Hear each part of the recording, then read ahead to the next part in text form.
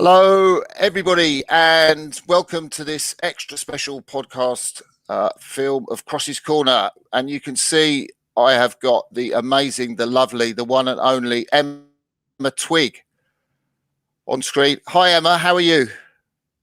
Hey, Crossy. I'm doing well, thank you. That is excellent, despite the fact you've been in quarantine for 12 days. Yep. So I'm still of sound mental health after 12 days. We've got 2 left, so hopefully we'll survive those. That's so exciting. Just 2 left. Now, I just want to say thank you to the sponsors of this podcast, Ludum, the performance management software that athletes and training groups can use to monitor their progress, and you can get a 30-day free trial. That the details will be on the screen below. But Emma, there's so much to talk about. Absolutely, incredible result in Tokyo. What I want to ask is, when did you know that you might be up for a gold medal? Like, in terms of your times and training indications, was that something you thought, I can win this? To be honest, it probably stems back to the 2019 World Champs. The way that I kind of raced that race, I knew that I had speed. I just probably didn't have the legs at that point in time. And obviously having 2 years out of the boat, I was kind of surprised by that result.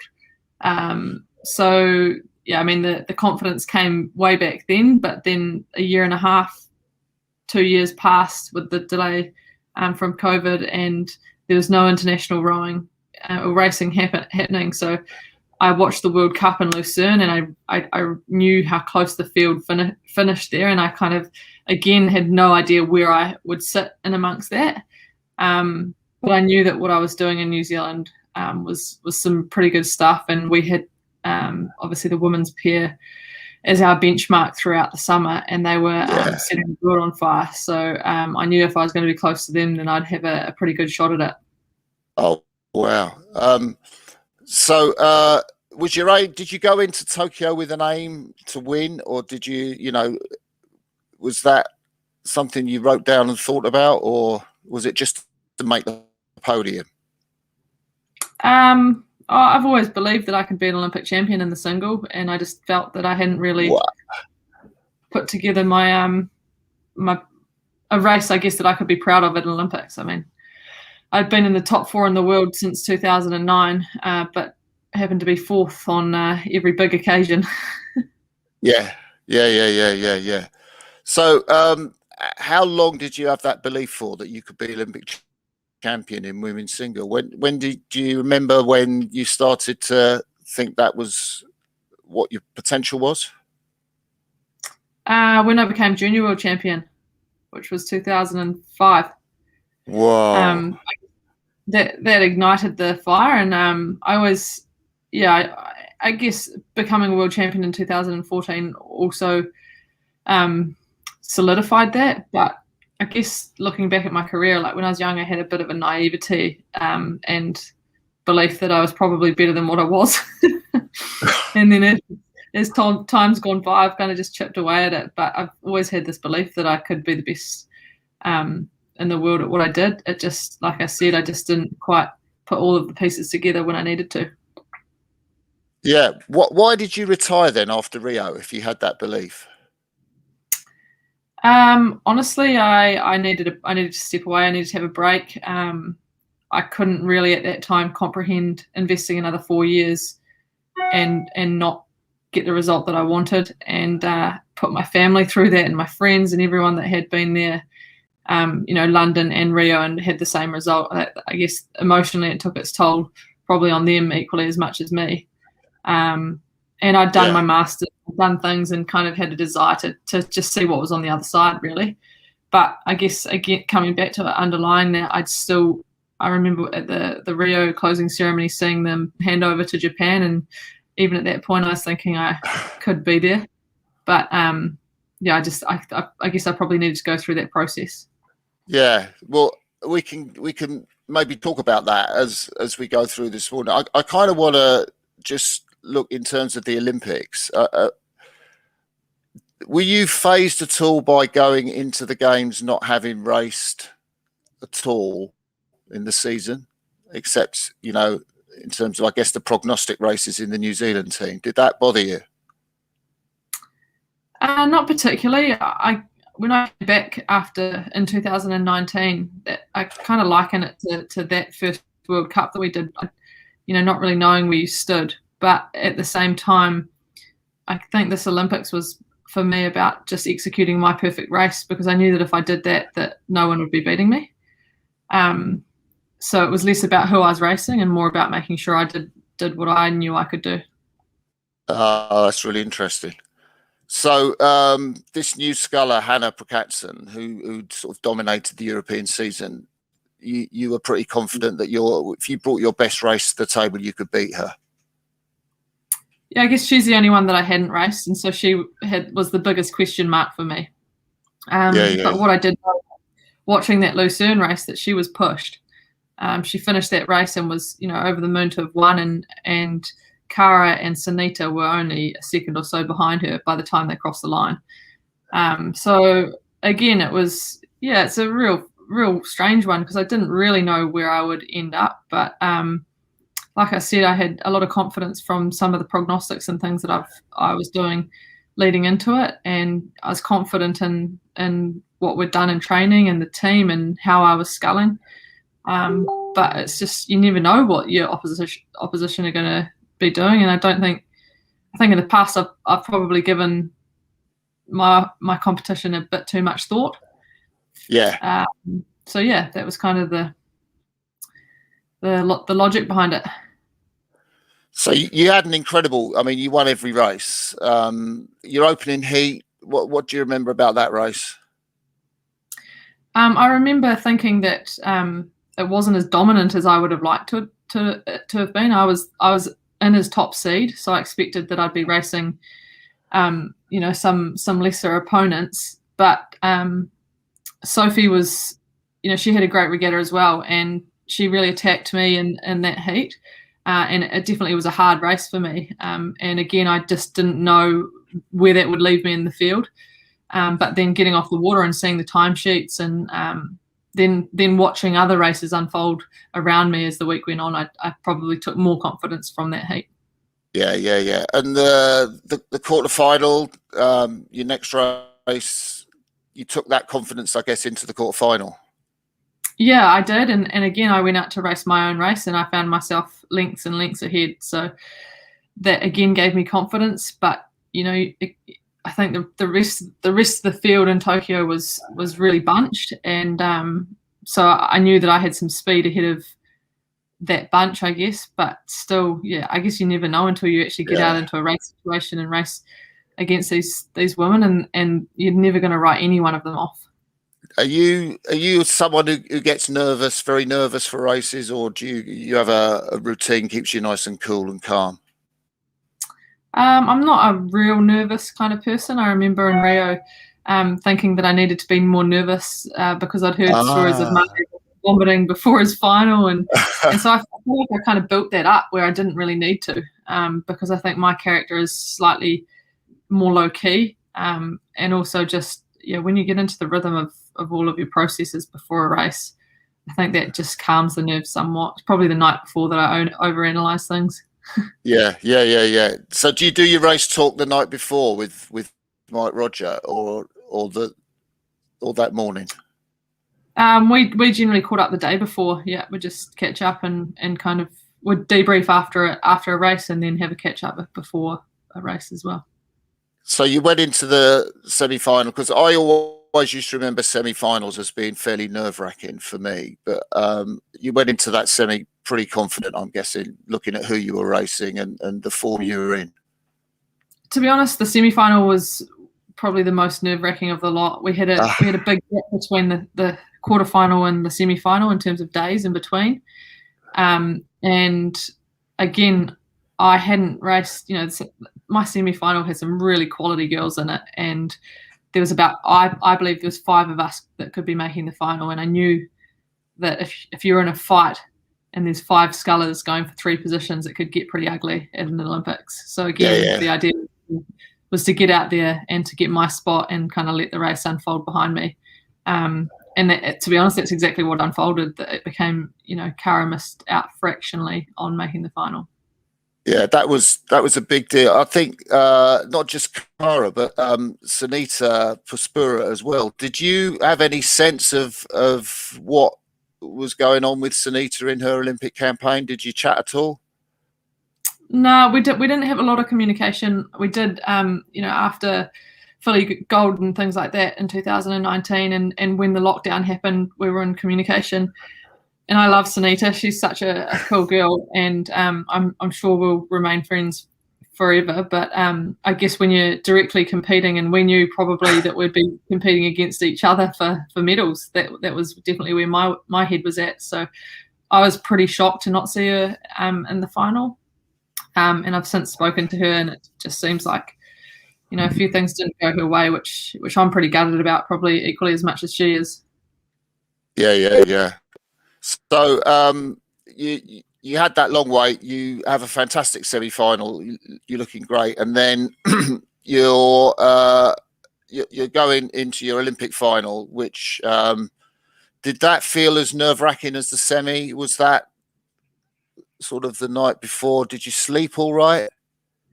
I can't say I slept a lot, but I think I was not sleeping because of excitement as opposed to nerves. Yeah. The nerves were definitely pre-semi-final, and I felt a kind of sense of calm and confidence after that semi-final. And yeah, I knew that what we had done in the preparation that our team had done and leading up to that race was spot on, and I wouldn't have changed anything. So it was just a matter of going out there and being in my boat and doing what I knew I could. So was that morning any different for you?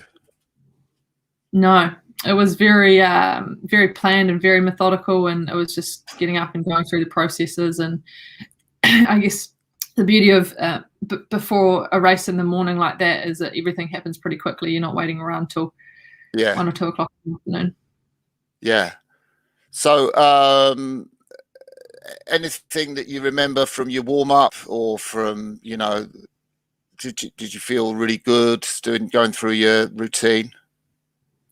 I definitely felt excited to get out there, and warming up. I think my nerves start probably when I'm on the erg, doing an on-land warm-up, and then as I get on the water and get into my stride and doing some strokes, I remember being quite pumped to get into the blocks and get it underway. But I definitely felt a sense of calm, and just calm and confidence, I guess. Yeah. And how good was that row in the final? How good did it feel? When did you start to feel this is really working for me? Again, it was very much about staying in my boat and just executing my race plan. And I knew that if I could get to the 1500 meter mark within myself and have something left, because I didn't really know what my opposition would do in the last 500, then it would, it was all there for me to win. And it just, to be honest, I don't remember a lot of it. I remember even crossing the line. I don't actually remember hearing the buzzer go, because I think I was that dialed in to what I was doing. But yeah, it's just, I think it was just a relief when I finished, and I just kept saying, holy shit, holy shit. But there wasn't any like arms in the air celebrations. It was just, I guess, satisfaction that I, finally done what for all these years I've been talking about doing. I guess when you're so focused on your internal processes, it's hard to switch off suddenly and just go into something else. Yeah, definitely. And yeah, it was, it was quite, thinking about it back now, I don't think I've probably ever been as in the zone as I was in that Olympic final. Yeah. Is that something that you've worked with together with Mike Roger that's different when you were with, other coaches like Gary Hay, or how's that evolved? It's definitely, I guess my time away from the sport gave me a time that I could really honestly reflect on what had gone wrong or what I needed to do, and what the barriers were to me doing what I knew I could do. So when I came back to the sport, I was pretty clear on what I needed and who I needed around me. And I, in that Olympic cycle, have kind of created a team, I guess, led by Mike. And he's been really open to having experts like, the physiology, the psych, the strength and conditioning, the nutrition, massage, physio, nutrition, did I say that? That's kind of my type team. And he's very much, I guess, been crucial in the technical side and managing all of the ideas of those people. So, and he relied upon, my psych, John Quinn, in many ways as well. But he's certainly been a revelation for me in terms of just, just kind of, I guess, coming back to the reasons why I'm rowing, and less about necessarily winning the medals, but more about enjoying the day-to-day and getting the most out of every day. Yeah. Just somebody's asked a question here, which I'll put on the bottom of the screen. Cam Keelty, who's watching. Do you think taking time off after Rio was beneficial to your physiology? I definitely think with a 5-year campaign, it didn't do me any harm. I spent the year doing Ironman and lots of cycling and stuff like that, so I didn't do nothing. But I didn't touch an oar for close to 18 months, I want to say.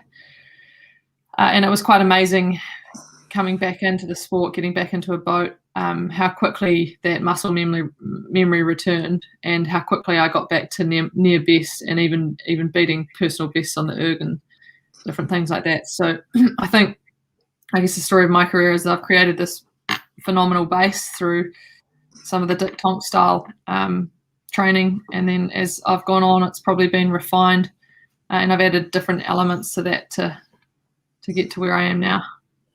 It sounded like what you were saying. You had a very clear idea of the kind of setup you wanted around you and the kind of ingredients, to make that fantastic training environment.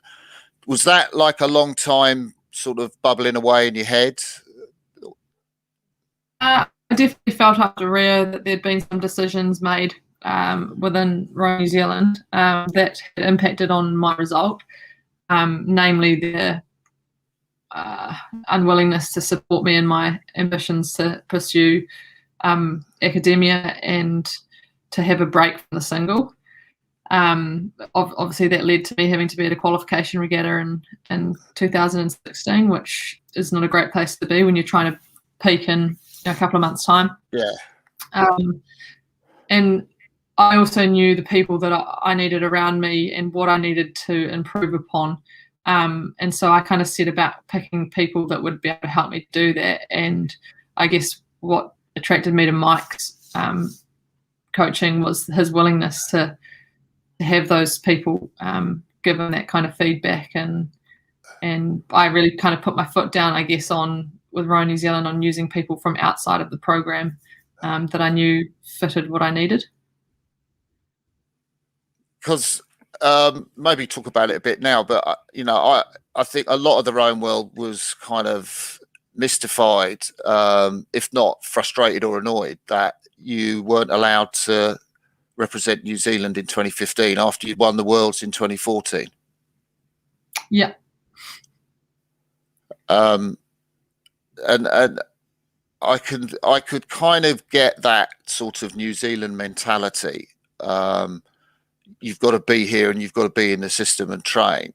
But it's so ludicrous in terms of the fact you're a single sculler and you obviously could train wherever you wanted to. Has that mentality gone now, or is it still there?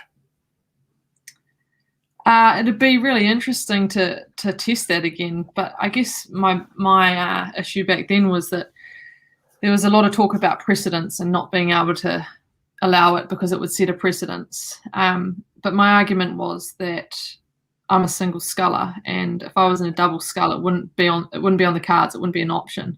So there's only a precedence for someone that's in a single. And at the time, it didn't only impact my performance that year. It actually had a flow-on effect to the other boats. The quad didn't qualify either, and arguably Fee, who was in the single, could have added another element to that quad. So it wasn't just my dreams that were being impacted. It was 4 other girls, and that's where I kind of had the grievance, I guess, with the organisation, because their rules and regulations impacted other people, and ultimately it's the athlete that has to deal with that for the next 4 years, you know.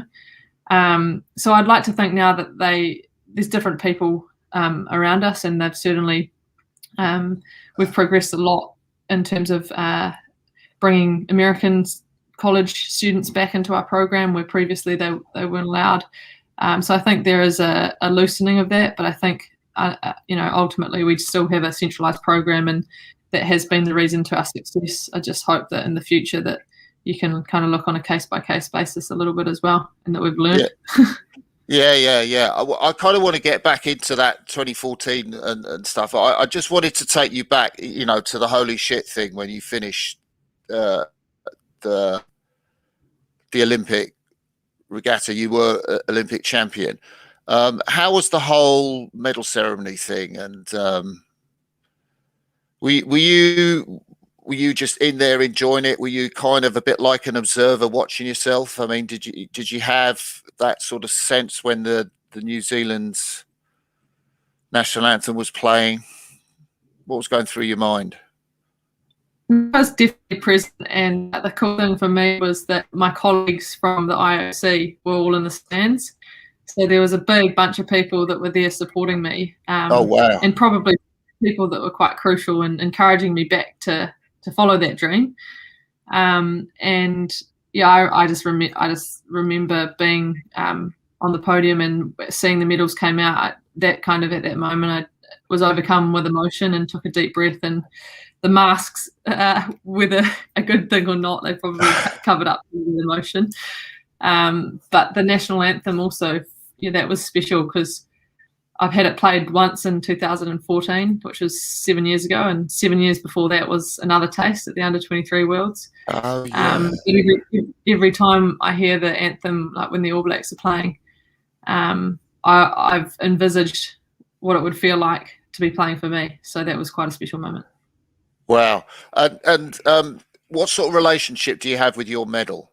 And I'm asking that because I had for quite a while quite a strange relationship with this, this object that everybody, every sports person aspires to.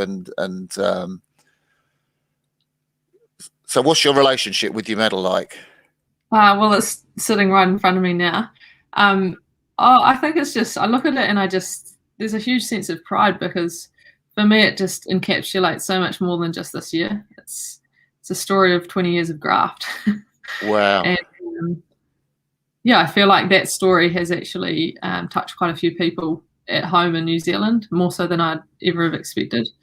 And while I look back on those 4th places and didn't love it, and didn't love the feeling for the a year or so after both of them, I don't think I'd change any of it, because that's kind of made me, and has made this one so much more special. Oh, wow. And somebody's asked if they could see it. I mean, actually, there's a couple of dents in it that as I jumped over the barrier to see my friends. So there's a little story in it as well, but I'm like a little bit of a perfectionist, so I look at it and try and rub the dents out. And do you know what it is?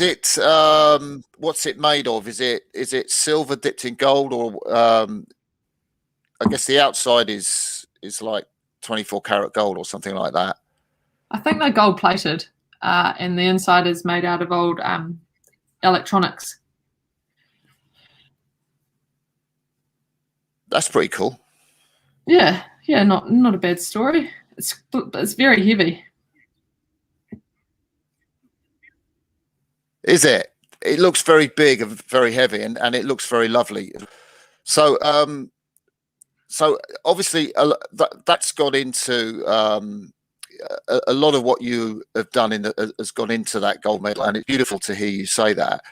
Can you take us back to when you decided after Rio that you would come back into the sport, and how that process unfolded? Yeah, so I spent 2 years over Switzerland, or a year and a half, and worked for the International Olympic Committee in their planning and coordination team. And I went to the Winter Olympics in Pyeongchang and was working in the village there, and got to go out and see some events and watched the men's long track speed skating team from New Zealand, and they actually finished up 4th at those games. Yeah. And I guess at that point, it kind of resonated on a number of levels. Firstly, that while it was great being at the games and working at the games, it wasn't quite the same as being an athlete there. And it also just made me realise that regardless of any kind of medal, you can still inspire people, and that's what these guys were doing. And I still had more than enough physical ability to be back doing what I figured out that I actually really loved. And I loved the day-to-day of it, not just the end result. So I guess it probably changed my perspective a little bit, from my earlier days, where it was very much about I'm going to win Olympic medals and I want to be the best in the world, to actually thinking more about why I was doing it and did I enjoy the lifestyle of an athlete. Yeah. So, and did you go straight back into it after those Winter Games, or what was the timing like for you? No, so I actually, before Pyeongchang, had committed to a couple of my friends at the IOC, 2 Kiwi girls, that they were leaving their contracts and they were going to ride their bikes back to New Zealand. What? And so what, from Europe? From Switzerland to New Zealand. And Rebecca Waddell, she was a heptathlete in the Beijing Games, and I'd always thought that bikepacking would be a great way to see the world. So I thought, oh, why not? My contract's ending. I don't really know what I'm going to do. And so joined the girls for what we called the long way home. Yeah. And after Pyeongchang, I kind of decided that I wanted to come back. So that long way home became I'd bike with them to Tehran in Iran. And then as I started the trip, previously I'd met my now wife Shah in that time that I was back home, and had realised very quickly that sitting on a bike for a large part of the day and not really you're biking but you're not really exerting yourself was probably not be the best in terms of building myself back up to be a rower. So that, along with the fact that I'd met someone pretty cool, I decided that I'd leave the girls in Turkey. So I biked from Switzerland to Turkey with them, and then flew home and started the journey again in a boat. And Bex continued all the way back to New Zealand. Wow. And our other friend got to China. So it was that's amazing. Yeah, pretty cool story. Can I just so that I understand? So you went back to New Zealand after Pyeongchang with the plans to do the bike ride, and then you met your wife there, and then you left this person you've met to go and cycle back to New Zealand. Is that what happened?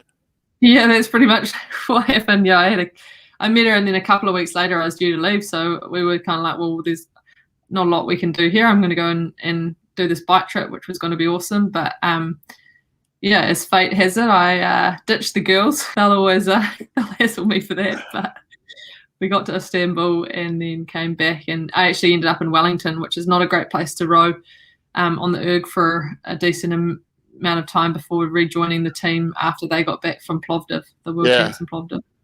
How did you guys meet then? How did you and Charlotte meet?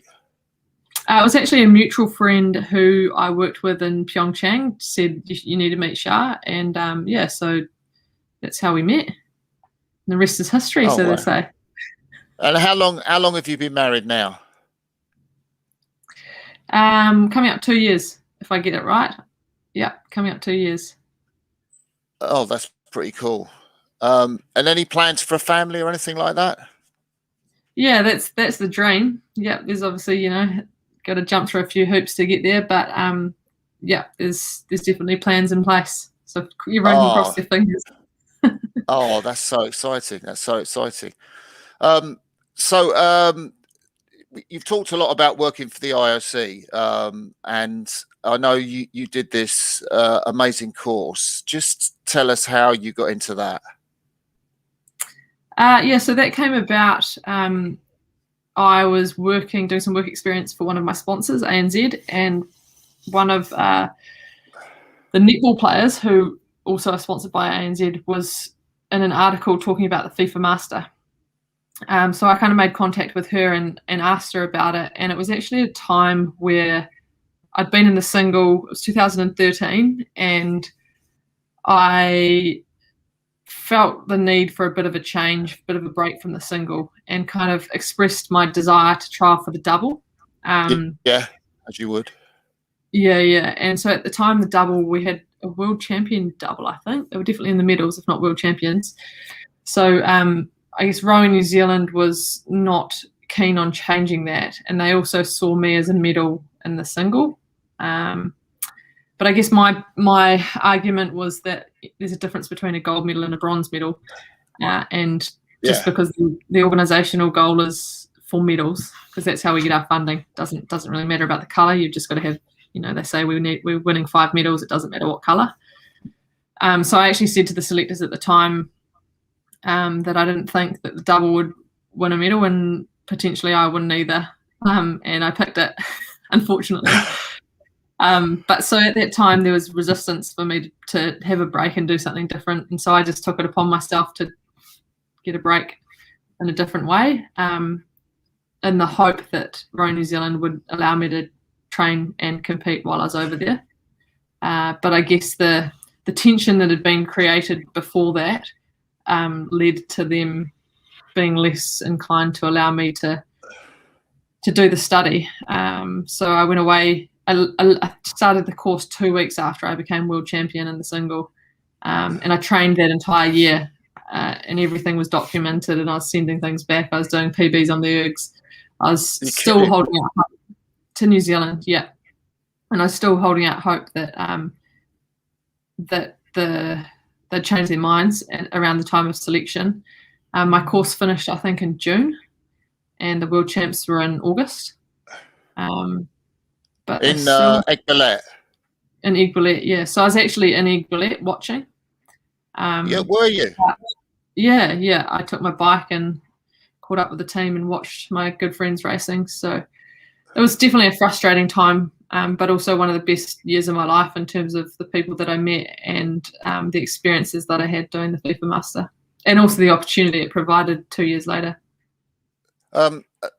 So it wasn't just in one place, this qualification. I seem to remember you were moving around, weren't you? You spent some time in the UK, I know. Yeah. I spent 3 months in Leicester, and I rode on the River Soar, which is about 1,000 metres long. So that was good times. In the middle of winter, so it was dark. And then I went to Milan, to the University of Bocconi, and spent 3 months there. And actually at the time they normally row on the canal in Milan, but the canals were empty at that time, so I had to ride my bike out to is it Evers-Swindells, where the 2003 Worlds were. Yeah, so I trained on that course, but I'd only probably get out there once or twice a week because it was a little bit out of town. Yeah. So every morning I'd get up, roll out of bed and hop on my erg in my tiny little apartment in Milan and do 20k on the erg and go off to school. Wow. And then in Switzerland, in Neuchâtel, I rode on Lake Neuchâtel, which was amazing, and some beautiful places to ride your bike around there as well. So, yeah, I ended up that year feeling pretty fit and feeling like I, achieved something. But it definitely set things up for a probably more turbulent 2016 than I needed. Yeah. What was so good about the course? I mean, you obviously took loads from it. What was so good about it? It's amazing for the network that you create. So in our class, we had 28 different nationalities. There's 34 people, and every one of those, except for the Kiwis, spoke other languages. So as you can imagine, for little old New Zealand to then have your mind and just I guess experiencing different cultures and ideas and all being passionate about sport. And as part of the course, there was a lot of field trips to places like Manchester United or Man City, UCI, ISC, FIFA, wow. Lord's Cricket Ground, Wimbledon. So for someone enthusiastic about sport, it was a bit of a dream come true, really. And as a consequence of that, not only have you created these bonds with these people for life, but you've also opened the doors to this huge alumni network that work in all sorts of different sporting organisations around the world. Oh wow, that's amazing. I'm just going to take you on a little tangent because Josh Butler, who I think you probably know, the row coach. Yeah, the row coach. He's asked a question, and it's just been sitting there. So I think just have a little break and a tangent. I don't know whether he's talking about the Olympics. I think, or maybe your career. What race did you learn the most? It's kind of like a big question, that one, isn't it? Yeah, that is a really big question, Josh. You're putting me on the spot. I think there's been so many races where I've learned different things, and I guess the key to it is that you've got to learn the lessons from them, and probably more so from my losses. I think Rio probably taught me a lot. Not the race itself, but what I needed to be successful. Yeah, something might crop up during the time that we're chatting. So, did you think, in terms of the course, that you would work in sports management, or you'd have a career in something like that? Was that your plan, or were you more flexible? I didn't have a plan. I definitely knew that after doing the course, I wanted to head back towards Europe, because that's where a lot of the opportunities are in sports management. And I think it opened my eyes to what was available in sport in general. But yeah, I guess I probably, in terms of what I want to do, learned more from my experiences in my internship at the IOC. But the Masters definitely just provided me with, I guess, a sense of what was available, what was out there, and also the contacts if I wanted to take that path. Yeah. So that was a pretty special year for you, 2014, because you won the world title. Was that the year you beat Kim Brennan in that World Cup in Sydney? Yeah. So Kim and I was silver in 2013, and then won gold in 2014, and then 2015 did my Masters, and then came back. And there was a lot of talk around Kim and I in Rio, and looking, probably should have been in the medals if I'd had a better race. But Kim was a fierce competitor, and it was just, I think it was quite cool that it was a Australia-New Zealand duel for those few years. Yeah, that was amazing. I remember that race that you did in Sydney, because you basically called her on the line. She just went out like so far away. But you've obviously got a great engine. And did you saying you were doing PBs, I guess, on the water and on the erg? So what kind of PBs were you pulling, and what sort of distances? Most of my PBs have shifted since returning. But when I was in Europe, I think I was in the low 30s on the 2K. No, it wouldn't have been low 30s by then. It was probably mid to high 30s in 2014. Yeah. And where did you pull? Because you've done I came back from Europe and did the 5K world record, which has since been broken by Georgie Rowe. That was off the back of being in Europe that year. And you've got a PB. When did you do your 6:29? That was 2020. That was just before, right when Mike had his car accident. Oh, because I've seen a picture of him with his leg.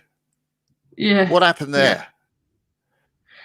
So just probably a month, maybe two, before the games were postponed, we had a North Island Champs Regatta, and Mike was actually leaving his house to go and pitch my boat. He said he'd done it the day before, but turns out got up that morning to get up early and pitch my boat before I raced, and he was leaving his place there's a very, very busy part of State Highway 1, and he was crashed into by a vehicle oncoming, and was very lucky not to lose his life. He was in a van and basically broke his legs and hips and pelvis, and was bedridden for a good couple of months.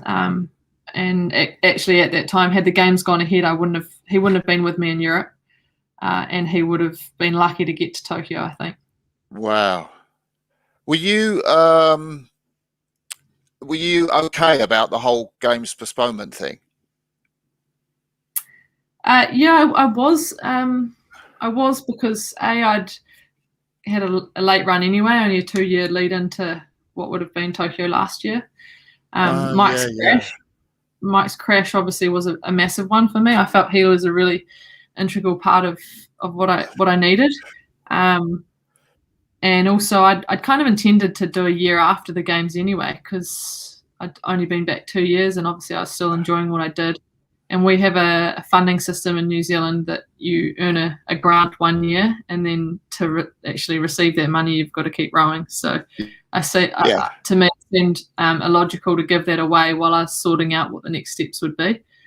So it didn't really change much in terms of the game plan. It just meant that we had an extra year, and I potentially would have been finishing after Tokyo. So yeah, it was not the end of the world for me at all.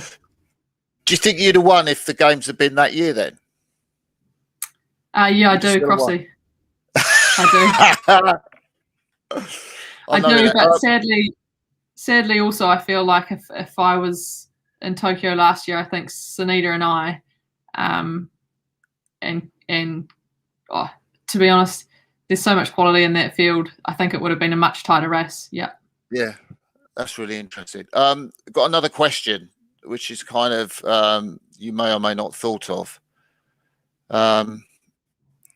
So seeing you as Hamish Bond in the women's 8, so that's a super women's 8. Yeah, I mean, I'd love to row with those girls. Yeah, that would be mega, wouldn't it? Yeah, I just need to convince them they need to do the same. I need to convince them of rowing with me, not the other way around. So you're still young at 34. Have you thought about what lies ahead for you? Yes and no. I don't really know what lies ahead, if I'm being honest. I know that I still love the sport, and I would love to have a year of competing, without this monkey on my back. I've kind of closed the loop in terms of what I've wanted to achieve in the single. So it would be nice to just have a year of that kind of feeling of just going and racing and enjoying the sport for what it is, and getting to, be around these women who are equally as inspiring and have some fun with them. And also just do those races that are what makes our sport so unique. The Head of the Charles, the Philly Golds, the Hollenbeckers, the Henleys, and enjoy that. So watch this space. You never know, because you just don't know what's around the corner. But I think I'll keep chipping away for a little bit. That's really exciting. And you're a woman who likes her sports. You've tried a lot of different sports. Somebody told me you've been in the nets quite often doing cricket. So how come? So Shah, my wife, was a cricketer, and she works for Northern Districts Cricket in Hamilton. So yeah, my stress relief was a little bit of net time. Actually, it was just again a chance to surround myself by different people. Understand a different sport, and try out the hand-eye coordination. So I'm booked in for a net session when I get out of quarantine next week. So might give that a nudge. So you haven't played a cricket match? I guess you've been in the nets. Yeah, no, I haven't played a game. Just I can hit a ball, but I'm not sold on my athletic ability in a field. Yeah. And also, you've tried another sport out, haven't you?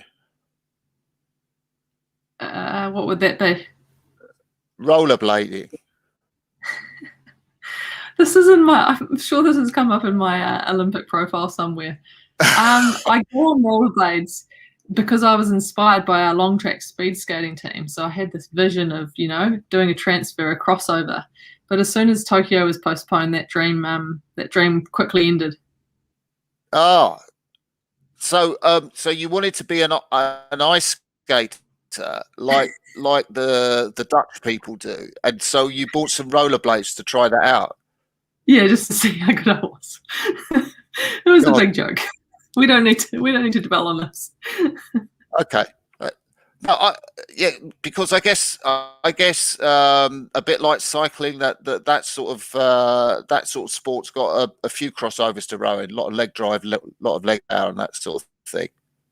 Yeah, definitely. There's definitely crossover there, but I think you need a certain element of skill, and I think that's something that you can't really learn in a year. So I figured that out pretty quickly. Yeah. Okay. What I guess one of the things I was talking to the Evers-Swindells, and I know actually they were quite role models for you growing up. And one of the things they said about Athens, where they got their first Olympic title, was they didn't enjoy it because nobody else in the team was really successful.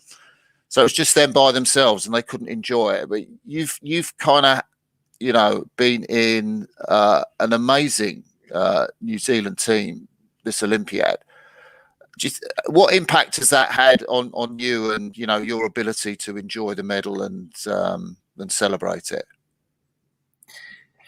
I certainly have been part of an amazing team, but I've been part of an amazing team in London and Rio as well. So it was definitely special to be able to celebrate with our men's 8 and our women's pair, and women's 8 with their silver medal and women's double as well. We pretty much every final we were in, I think we won gold or silver. So it was a pretty stunning performance as a whole team, and to be surrounded by people that are living their dream and experiencing that is quite special. And we actually were on a flight home with our women's sevens team, who also won a gold medal as well. Oh, so yeah. It was a talked about flight, that's for sure. Wow. Do you, if you had to distill what makes New Zealand rowing so special into 2 or 3 things, and you'd have a good perspective, having been in the team for that length of time, and also just knowing what makes people's minds tick, what would you distill? I kind of firmly believe that success breeds success to a certain extent, and that started for us with Rob's gold medal in Sydney, and it started with some increase in the funding, and as time's gone on in every Olympics we've brought medals back. Our funding has increased, which has allowed more athletes to be developed, and I was one of 5 women in Beijing, and now I'm one of how many 30 odd, and all of those women are capable of winning gold medals now, which is the difference between now and then. And I think being in an environment where you can see your peers are achieving and are setting a standard, it encourages you to be as good as them, to follow their lead, to know that they've done the same training that you have. And aside from that, we've got a support team around us who are world class. And yeah, I think the athletes have definitely created their success, but it's never just the athlete that has done it, right? Like, I have 7 or 8 people around me that I can hand on heart say that if they didn't contribute their one piece, I wouldn't have had the success that I have had, and that goes across the board in our team. So yeah, I think we're also at a place now where the athlete voice is being heard, and we're making some positive change outside of just working hard on the water. Oh, that's pretty cool. Somebody's asked a question, and I think you might have answered it, but Claire Fogel, psychologically, what changed in you that helped you to win the gold? That's a goodie. I think looking back and reflecting, I was letting my past performances and my past experiences at London and Rio impact how I was feeling about what I could do in the future. And a big part for me was letting go of that fear of being fourth again, I guess, and just committing to what I was doing. And yeah, just addressing those I guess negative thoughts that I was having around my potential, which was purely based on previous results, as opposed to embracing what I knew I always could do. Yeah. Do you use a sports psychologist? Yeah, I do, and that was one thing on my return to the program now that I invested a lot of time in making sure I was using someone that I really connected with, because I hadn't really had that in the past. So Quinny's been pretty instrumental in not only working with me, but just behind the scenes with the team as well. Oh, right. And what makes a good sort of relationship between an athlete and their sports psychologist? What's important in that relationship? I think it's all very individual. Sports psych is very individual, and what makes one person tick doesn't make another person tick. And I've spoken to 3 or 4 different people before landing up with Quinny, and each one of them was great in their own way, but also just there was something that I didn't connect with, which meant that I never really connected and invested time into sports psych. Whereas with Quinny, I felt that he's kind of quite real and he gets me, and he's almost worked in the background without me even realizing what he's doing until I get to an Olympic final, and I'm doing things that he's repeated every time we've had a conversation. And at the time I'm thinking, this is a bit repetitive, Quinny, like we're going to the same places again and again. But that's what it takes to, I guess, to be in a place when you need to be and in the right mental headspace. And when did you have your last session before the games with him? Were you doing Zoom sessions at the games, or did you sort of stop before you travelled to Tokyo? No, he was part of we'd have team meetings every week and we'd catch up every now and then. When I was at the games, he kind of threw it at me to connect if I needed to. But honestly, during that week of the games, I didn't really feel like I needed to. I felt like his work had done his work. Yeah. And I was in communication with, before I left, I had a good chat to Eric Murray and a couple of good chats to Mahe. And Mahe was in communication with me during that week as well, which, I guess talking to someone that's been there, done it before was pretty cool. Yeah. That is pretty cool. I think Steve Redgrave had a similar sort of role with Catherine Granger, who I know you've raced, haven't you? Yeah, sure have. Yeah, back in 2009. What was the games like? Because it was your 4th game, so you've obviously had perspective in terms of Beijing, London, and Rio. What was the whole COVID thing? How did that impact the games for you? What struck you about it?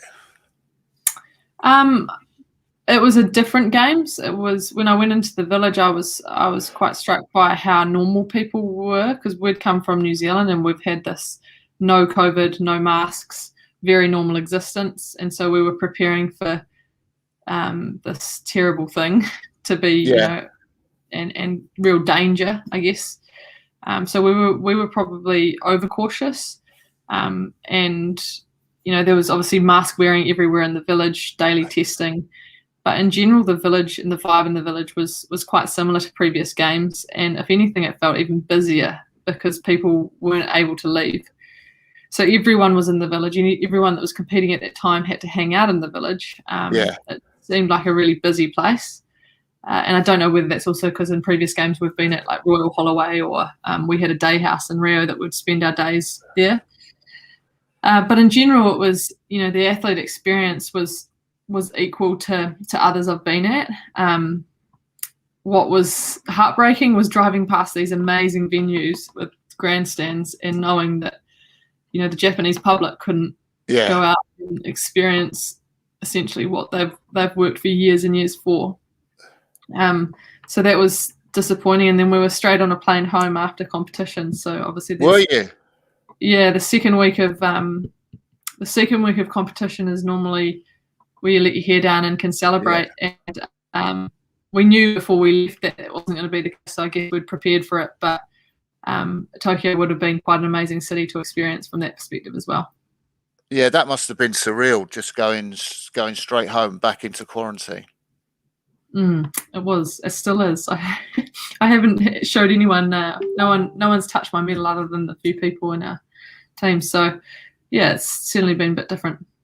Yeah. And what was it like? What was it like in the dining hall? Because that's always a place I seem to remember hanging out in. You used to hang out and chat, but I guess you couldn't do that in Tokyo.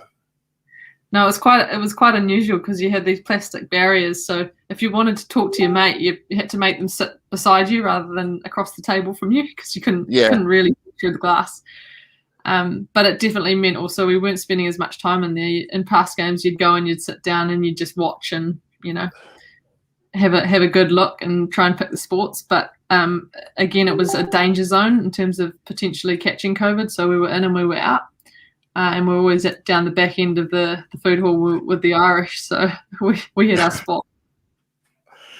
Did any of the other results, you struck by any of the other results in the Olympic Regatta? Could you get across that at all outside of the New Zealand successes? I loved the Irish women getting up for a medal in the 4. I thought that was awesome. Yeah. And also equally the Aussie girls winning the 4 was cool. I thought the Romanians' double scull race was very impressive. But yeah, I think across the board it was your typical Olympic regatta. There was surprises, but there was some extremely tight racing and some heartbreaking racing as well, with different conditions and crabs, and there was certainly an array of everything on display. Yeah. One thing I noticed you put on Instagram was you posted a picture of the LGBTQ medal winners at the games, and I could recognise Tom Daly up there and yourself. How significant is that to you? Why did you do that? I guess it's been quite an organic process for me, really. As time's gone on, I did a podcast a while back, and I think even before I left New Zealand, that one of the headlines was it was the first games for me as an out athlete, which is not necessarily true. I've been openly gay for many, many years. It's just not something that I've chosen to kind of shout from the rooftops. I've always wanted to be known as Emma Twigg, the amazing rower, rather than Emma Twigg, the gay rower. And that's just, I guess, been my approach, but it hasn't necessarily meant that I haven't been open, especially amongst, my friends, family, the rowing community in New Zealand, anyone that has any kind of interest. But as I've got older and I've been more comfortable in who I am, and also acknowledging that we need some role models. There's some kids out there, adults even, that are struggling with who they are, and we need to try and normalize some conversations around sexuality, and if I can help out there, then I'll be the first to put my hand up. And I think also having met Shah, or having married Shah, is an opportunity to tell that story too. Yeah, well, it's fantastic. You're in a quite a unique position now in terms of being an Olympic champion and being able to be a role model for, I guess, I'm thinking young people, but so many people. That's kind of, and all that's to unfold when you get out of quarantine. Yeah, it's been quite heartwarming, the number of people that have messaged me and have said that that I've been a role model in more ways than just being an athlete, which is I think that's probably the ultimate compliment. Do you think your life's going to change? I mean, I think that I was with this commentator Andrew, and he was talking about that life changing moments. You must have had time to reflect, I guess, in quarantine, in between the Zoom calls. How much do you think your life's going to change? I mean, I think it's going to get busier, but I loved, a comment of my massage therapist, a very good friend of mine, Sia, after my race, said we had numerous discussions before the games about, what a medal meant, and she's been on my case that it doesn't change who I am. I'm the same person, still loved by the same people. And she said to me after my race, see you the same person, you've just got an Olympic medal, like your life has changed, you're the same person, which, I think that's it's quite right. Maybe for a couple of months I'll be busier because I'll be trying to catch up with as many people as I can. But I guess what brings it home for me is that my story, it's changed in the last week or so. But what I've done leading up to that time hasn't changed. And that's one thing, even for those people that didn't necessarily achieve what they wanted to, doesn't make them any less of a person. Their story is still their story, and they've still invested themselves into something. And medals sometimes, I think, can be placed at quite a high importance. And I guess maybe it's been me having 2 fourth places that's made me realise that and see both. Yeah, I don't think you will change. Actually, you seem an extremely grounded woman, and I kind of think that life will be a little bit different, but not really change. Somebody else has asked a question, and we didn't really get into technique at all, but it's a technical question.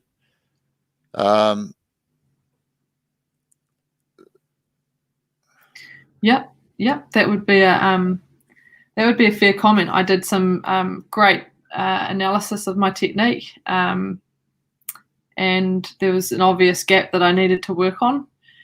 And I guess I've kind of relied on Mike and coming back into the sport now. I knew that to be faster, I needed to be technically better. And we did a lot of work on technique, and I guess the great thing about our relationship is that we were both searching for the same model, and we knew what would make a fast stroke. So we've placed a lot of emphasis on that. The biomech side has been important, and it's kind of just evolved. I guess in rowing, the most crucial thing you can do is be coachable, I feel like I'm rowing as well as I ever have, obviously. Yeah. So what was the deal with the fit? Is that true? What were you just trying to hold on to it a bit longer, or how was that? Yeah. So when we did an analysis of my stroke, we figured out that actually, like, my front end was world class, but my back end needed some work. And so we set about trying to figure out how we did that. Does it mean taking something off the front so that you've got more in the back, or am I trying to create a stronger athlete so that I can add more to the back? I looked a lot to different individuals for how they did things well. Robbie Manson, actually, he was my training partner last year. I looked a bit to his technique. Oh, really? I guess trying to row more like a man. As brutal as it sounds, but men, have a lot more upper body strength and this capacity to kind of use their trunk. Yeah. We're just definitely we tried to pick out the weakness and develop that.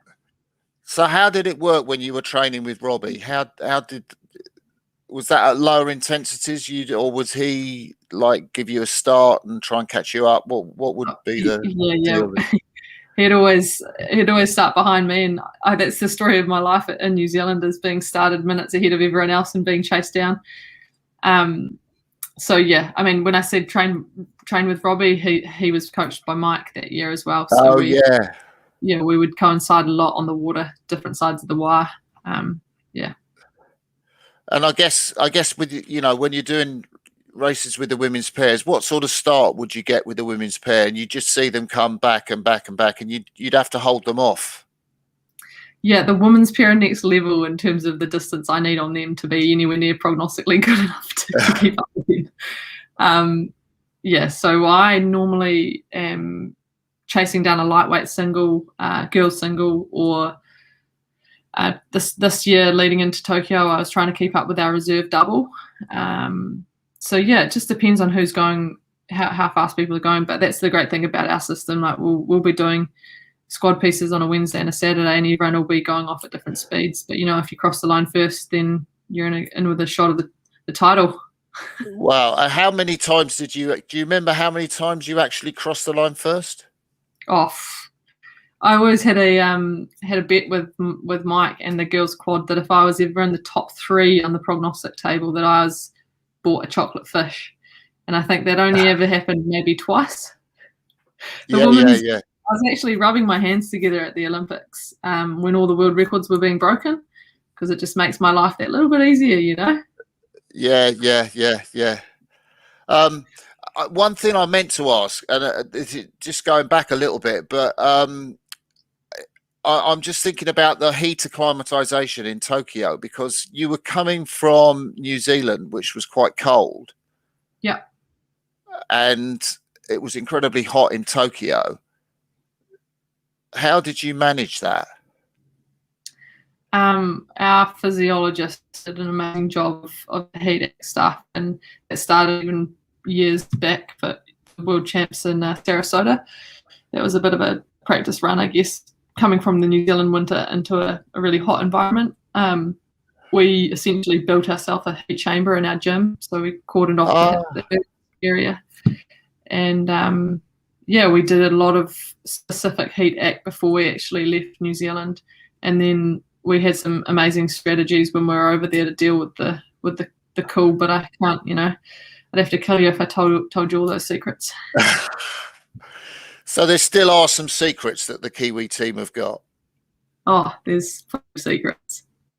Yeah, because I think Rowan.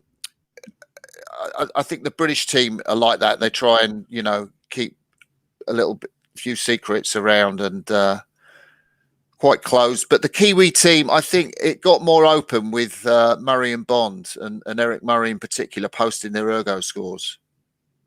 Oh yeah, I think we'd be open to sharing scores and things like that. But the methods to get those results, you've got to keep something under your hat, because we've lost a lot of our coaches internationally, and I think they've taken a lot of our IP offshore. Whereas prior to probably London, we didn't really have that many coaches coaching overseas. Yeah. So yeah, there's no secret that rowers need to train hard and work hard, but I think it's the details around that maybe make the difference. Yeah. I read somewhere that you are an estate agent. You've been doing some good research, Crossy. Is that true? I did. We have a system in New Zealand where you get funding to basically upskill to do various courses, and I saw real estate as a potential pathway after sport, and saw some similarities in terms of competitiveness, and so I did my real estate ticket. I'm technically a licensed agent in New Zealand. Can't say I've sold a house yet, but maybe that's something that I can do down the track. Who knows? Oh, so you were a real estate agent, but you haven't sold a house? Well, I'm a registered agent. I have the capability to sell a house, but I just haven't had a listing. I haven't been doing it long enough / ever. Wow. You've got so many things that you've done in your life. It's amazing to think of the amount of things, not just not just in sport, but also in other areas. Is there anything left that you want to try that you haven't done? I'm sure there'll be something. I'm one of those people that thinks of an idea and will give that a go, and then think of the next one and go to the next. That's probably my downfall. Shah always hassles me that my best friend said that I like shiny new things, so that was the joke when I met Shah. Oh wow. And 2 days, I guess. Are you counting down the time till you get out of quarantine now? Yeah, I've definitely done my dash in here. We're onto a repeat of last week's meals, so things are getting pretty tough. I've had to do a few Uber Eats orders.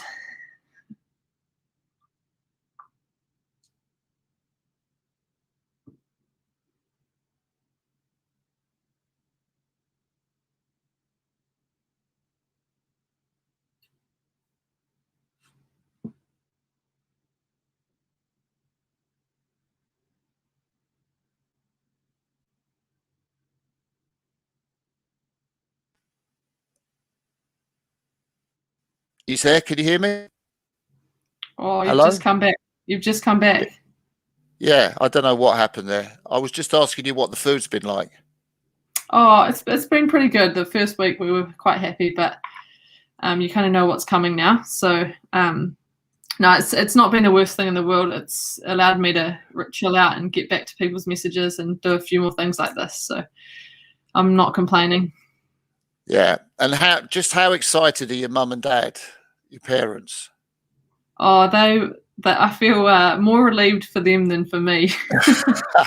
They have weathered the storm, shall I say? So yeah, I watched some footage of them watching the race, and my mum was hilarious. It was like there was a murder going on in the house, but yeah, they were in tears for a good amount of time after the race, and I feel that medal was as much theirs as it is mine, and they've certainly helped me through some pretty tough times and have supported me. And Dad, in particular, has always kind of said, you do whatever makes you happy. So yeah, wow. Well, Emma, we've been talking for well over an hour now, which has been amazing. Is there something I should have asked you that I haven't? Some interesting. No, I just want to reiterate that I'm from the Hawke's Bay Rowing Club, not the White River Rowing. Yeah. I'm going to tell my co-commentator that, when somebody says something and you think, has he done better research than me? But I missed something. Yeah, don't question yourself, Crossy. You've got it. You've got all the facts in here. Okay, Emma, we'll end the live part of this interview now and say thank you very much. You've been an inspiration. It's been amazing to watch you in terms of your career, and that series of 4 races in Tokyo was sensational. Thanks. Thanks for having me. Yeah, been a pleasure. Bye, everybody.